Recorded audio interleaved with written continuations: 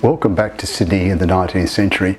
Now we're talking early 19th century, and Macquarie has just got his feet under the desk and was ready to launch his architectural palette of desperately needed essential public buildings. Hi, it's Michael Beashall here, Australian historical fiction writer, and I'm happy you can join me for this particular building, as I think it is fascinating in many ways.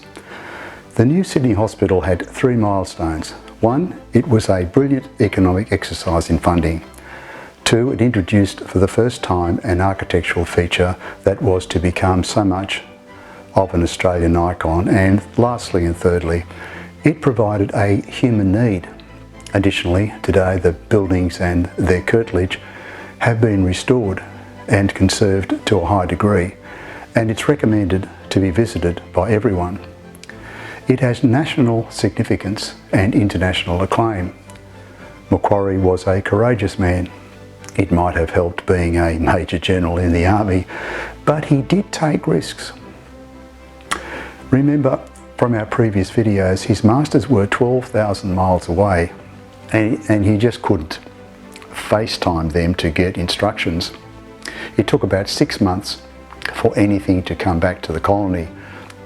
There were high politics at the time, as the Secretaries of State in London for the colonies considered Sydney as a penal colony, not as a start of a new part of the empire. This is important to note because it formed the opinions of their lordships. Yes, there were perhaps the strategic geopolitical requirement to make sure that England had a foothold on the great southern land and not France, and to a lesser extent Russia. But this was small cheer for Macquarie. He had written to his masters pleading for a new hospital, but they hadn't decided to give him one, so he gave an order for the new hospital to be built. Again, I feel a courageous move. Macquarie was also a practical man, and he was going to fund the hospital and other public works from the, you ready for it, police fund. Now, could you imagine a government doing that today? A big no-no, and investigation aplenty to boot. Part of the money from this fund would pay for the police salaries, but the rest would pay for critically needed public works. Now, just a little bit of background in terms of the currency or money used at the time.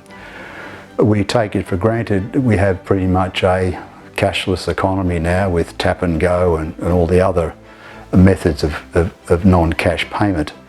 But it wasn't so long ago we only had coins and notes, nothing else. But this wasn't the case in the early 19th century Sydney. In fact, rum was so copious a commodity and was so generously consumed that it became a semi-currency competing with the holy dollar. People were often paid in rum for wages in lieu. I guess that might have started the idea that Aussies are big drinkers. And between two previous governors, there was a hiatus where two military officers filled the gap for the time and also filled their pockets with building up the rum commodity, to such an extent that Macquarie's brief when coming to Sydney in 1810 was to curtail the power of the military and this rum currency. As was quoted in the Gazette, the government information periodical at the time, the new hospital was to be a project funded on the Macquarie's confidence in the future of the colony, a confidence he had good reason to imagine was not shared by Whitehall. There were no initial drawings of the new hospital. Both Lachlan and Elizabeth Macquarie may have had a hand in their sketches. Macquarie had spent time in India, and it's likely, although it's not certain, that he brought to Sydney the veranda idea, the future Australian architectural icon. The hospital had a generous one fronting Macquarie Street side, but its brilliant shading was not recognised and was criticised at the time as a poor architectural element. There were only 3 verandas in Sydney in the 1820s. They were mainly used as an entranceway and a rain shelter rather than for shading. And go figure. Macquarie was going to set up a competitive tender, but realised that funding for the hospital was going to be a problem. Like all public buildings, unfortunately, it had a poor start and a long gestation in its delivery. The hospital being first on the list to replace a dilapidated and health-prone one on the Cove's western side. Leading men of the town, of note Messrs Blacksell, Riley and Darcy Wentworth, would finance and build the hospital if they were allowed to import and sell 45,000 gallons of rum, paying a modest excise to the government.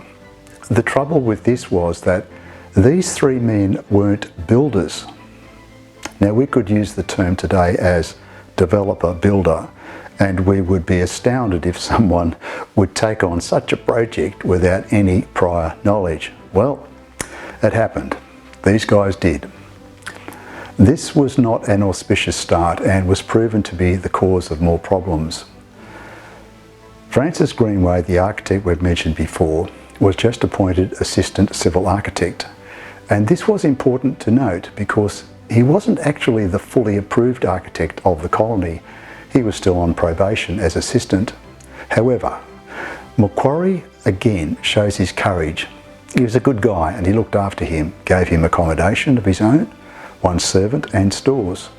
Francis Greenway really had a great future before him, not only in architectural design, but if he had kept his nose clean, to use a modern vernacular, and done the right thing, he could have done very well. Unfortunately, his ego and personality let the man down. The hospital building had already started and Greenway, together with trade supervisors, did a defects inspection of the existing works and found near fatal problems of the foundations. The emerging ground floor walls and the proposed roof design, Greenway wanted to impose a £10,000 penalty on the builders for breaching their agreement of design, and Macquarie was worried about this. At this stage, the architect Henry Kitchen, who was trained in London, came to the colony in February 1817 and was recommended to Macquarie. There started to be arguments between Kitchen and Francis Greenway on the design, which would last several years. Later, when they reported to Commissioner Bigg, who had come to the colony appointed by the Secretaries of State to investigate Macquarie's dealings in the colony, said that the hospital was going to cost the community £140,000. Commissioner Bigg was scathing in his report, although because of his wowzer's view of drink and other narrow attitudes, he blamed the building's design features and extravagance on the governor. Macquarie copped it. According to Professor Greenland in his book Architecture in Australia, and I quote, "The roof design for the hospital failed all structural principles. However, at the time it was found that the rafters would be joined at the ridge board and leaned against each other and carried their thrust obliquely onto the outside walls. The ceiling joists, where future plaster would be set to, were set across the building independently of the rafters."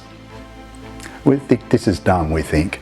The current practice of using the ceiling joists to tie the feet of the rafters and thereby form a stable truss system, a bit like a coat hanger, if you will, did not come into general use almost 100 years.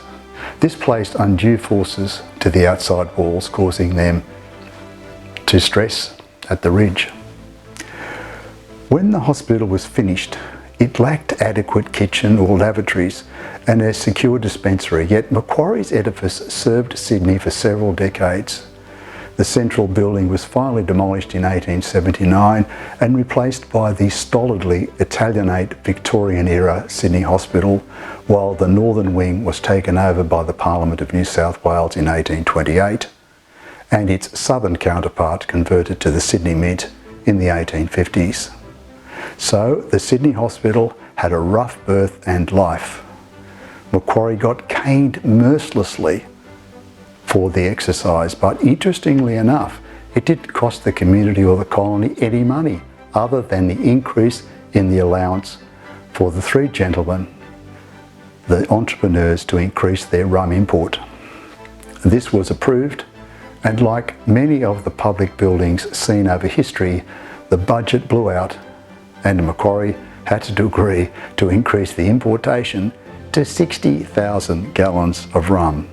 Hence the hospital's name, the Rum Hospital, a stone building and the first open private-public partnership, and now part of the New South Wales Parliament. So stay in touch for the next video coming soon. Thanks for watching.